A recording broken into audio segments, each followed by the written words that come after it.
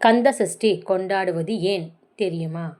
சூரபத்மன் வதம் தவிர்த்து கந்த சஷ்டி விழா கொண்டாடப்படுவதற்கும் வேறு 2 காரணங்கள் இருப்பதாக மகாபாரதம் கந்த புராணத்தில் கூறப்பட்டுள்ளது. ஒரு சமயம் முனிவர்கள் சிலர் உலக நன்மைக்காக ஒரு புத்திரன் வேண்டும் என்பதற்காக யாகம் ஒன்று நடத்தினர்.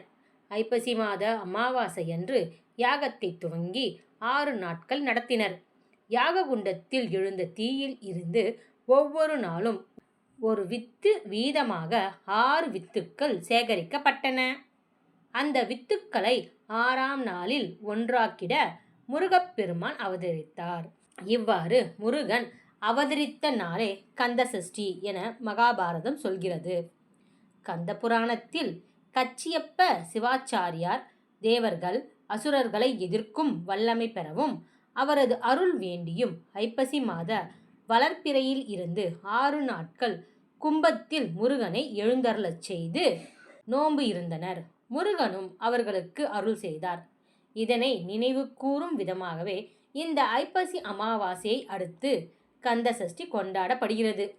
சூரசம்ஹாரம் என்றாலே அசுரனாகிய சூரபத்மனை முருகப்பெருமான் கொன்றுதான் பொருள்.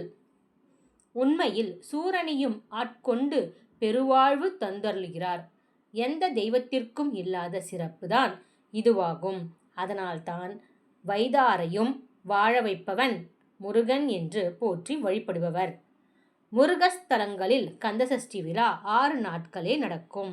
கந்தசஷ்டி காலை 9:27:10:2025 திங்கட்கிழமை சத்குரு சம்ஹார ஹோமம் எதிரிகளை வெற்றி கொள்ள உதவும் வழிபாடாகும்.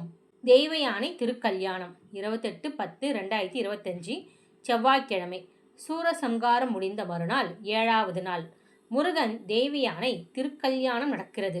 அசுரனை எதிர்த்து வெற்றி பெறுவதற்காக இந்திரன் தெய்வயானையை முருகனுக்கு திருமணம் செய்து தந்ததோடு தேவ மயிலாகவும் மாறி சேவை செய்தார்.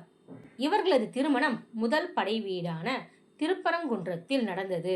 சூரனை ஆட்கொண்ட தலம் என்பதால் கந்த சஷ்டிக்கு மறுநாள் முருகன் தேவியானை திருக்கல்யாணம் நடக்கிறது.